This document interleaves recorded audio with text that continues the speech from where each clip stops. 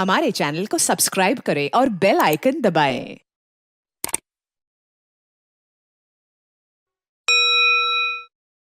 मेरा नाम सारिया है। मेरे साथ 1 साल से ज़्यादा ज़बरदस्ती हो रही है। किसी ने आवाज़ नहीं सुनी। मैं कंगनपुर से आई हूँ। मेरे कंगनपुर से जारे पुलिस स्टेशन हम गए हैं, लेकिन किसी ने हमारी आवाज़ नहीं सुनी। जब से हम कोशिश कर रहे हैं कि लड़की कह रही झूठ वो बोल रही है कि इसको जिन भूत वगैरह लगे हैं, ये मेंटल है, वहाँ सब ने ऐसा कहा है। लेकिन मेडिकल के अंदर आया कि ज़बरदस्ती हुई है। हमारा रात के वक्त ही मेडिकल चेंज कर दिया गया। इसीलिए हम यहाँ हैं, प्रेस लाहौर क्लब आए हैं हमारी आवाज़ उठाने के लिए। कोई हमारी सुन ही नहीं रहा था वहाँ कंगनपुर से। वो सब यही कह रहे थे कि लड़की मेंटल हो गई है, इसे मेंटल हॉस्पिटल शिफ्ट कर दिया जाए। उसके बावजूद लेकिन हम यहाँ आए हैं, जो भी हमारे साथ चल रहा है उसे अरेस्ट किया जा रहा है। बार बार उसे धमकियाँ मिल रही है कि उसकी जान को खतरा है। इसीलिए हम यहीं आए हैं कि हमारे साथ सब कोई मिल के हमारे साथ कोई करे कोशिश, हमारी आवाज़ उठाई जाए, हमारे कुछ सुना जाए।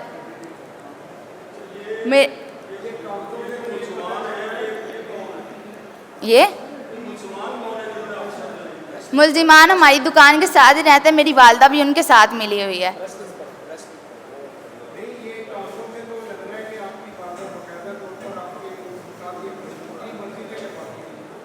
जी, मैं 1 साल से ज़्यादा इसलिए खामोश रही क्योंकि ना वो किया जाता कि इसके अंदर ना जिन भूत है, तुम्हारे अंदर से जिन भूत निकले हैं, इसीलिए तुम्हारा जिस्म दर्द कर रहा है। ऐसा कुछ भी नहीं होता। जी, नशे और गोलियां दी जाती थी मुझे।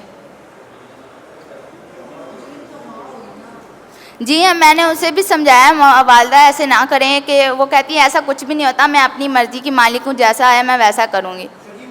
जी, सगी माँ है। नहीं, उनके साथ नहीं होता रहा, वो उनके साथ है। मेरे साथ हुआ है, मैं बोली हूँ इसीलिए। जी जी, वो कहती कि मुझे पैसा कमा के दो। नहीं, अपनी मर्ज़ी से नहीं, मुझसे ज़बरदस्ती करवाया जाता था, नशे और गोलियां दी जाती थी। मैंने अपनी दादी को बताया, दादी ने इन्हें बताया। ये मुझे यहाँ लेके आए हैं सीधा, बिल्कुल। FIR दी है, मुलजिमान को गिरफ्तार नहीं किया गया। आगे से वो पुलिस स्टेशन बैठ के हमें धमकियाँ दे रहे हैं, हम इस लड़की को जान से मार देंगे। मेरी वालदा भी उनके साथ कह रही है, इस लड़की को हम जान से मार देंगे।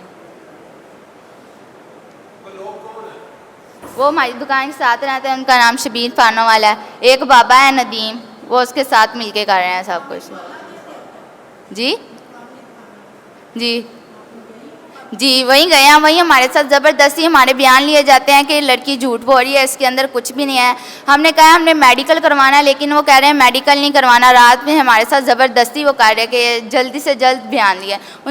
उसने हमारे साथ ज़बरदस्ती करके हमारे बयान भी रिकॉर्ड किए हैं।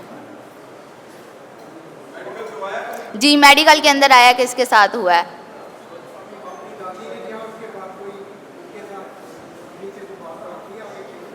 नहीं नहीं, वो नहीं बोल सकती ना। नहीं, मैं मरियम नवाज से अपील करना चाहती हूँ, अगर मेरे साथ इंसाफ ना हुआ तो मैं अपनी खुदकुशी कर लूँगी, अगर मेरे साथ इंसाफ ना किसी ने किया तो। मैं इनका हमसाया हूँ इनका घर और मेरे घर से 5 कदम का वाया है। ये मेरे इल्म में पहले नहीं था, मेरे इल्म में इसकी दादी आई है तो फिर इल्म में हुआ है। लेकिन मोहल्लेदार जब भी जाते थे ना, ये लड़की सुबह निकलती थी 10 बजे और रात को 11-12 बजे लेके आते थे, तो बेहोश होती थी। तो जब भी पूछते थे वो यही कहती थी कि इसको जिन का साया था, अभी जिन निकला है, ये होश में आ जाएगी। इस बात का किसी को इल्म नहीं था कि बीच में तौबा नाउज़ुबिल्लाह ये वाक़यात हो रहे हैं। और इस दौर में सकी माँ, लेकिन उसका क्योंकि माँ का भी करैक्टर लूज़ है।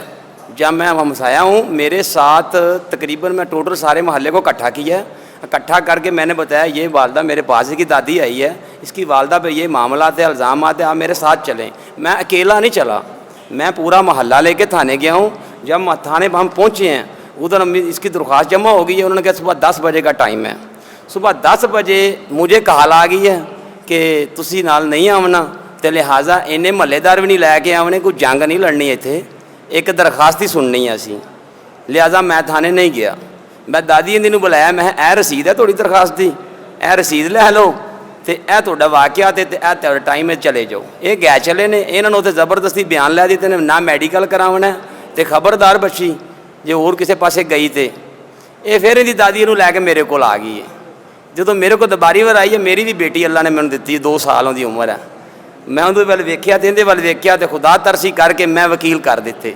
ਮੈਂ ਕਿਹਾ ਮੈਂ ਥਾਣੇ ਨਹੀਂ ਜਾਣਾ, ਇਹ ਵਕੀਲ ਲੈ ਲਓ, ਇਹ ਤੁਹਾਡਾ ਕਰਾ ਦੇਣਗੇ। ਜਦੋਂ ਵਕੀਲ ਕਰ ਦਿੱਤੇ, ਵਕੀਲਾਂ ਨੇ ਇਹਨਾਂ ਨੂੰ ਥਾਣੇ ਪੇਸ਼ ਕਰ ਦਿੱਤਾ ਜੱਜ ਦੇ। ਉੱਤੇ ਤਫਤੀਸ਼ੀ ਪਹੁੰਚਿਆ FIR ਕੱਟ ਕੇ, ਉਹਨੇ ਗੱਲ ਤੇ ਹੁਣ ਵੱਧ ਗਈ, FIR ਕੱਟ ਕੇ ਦੇ ਦਿੱਤੀ, ਨਾਲ ਮੈਡੀਕਲ ਲਈ ਲੈ ਆਂਦਾ ਥਾਣੇ।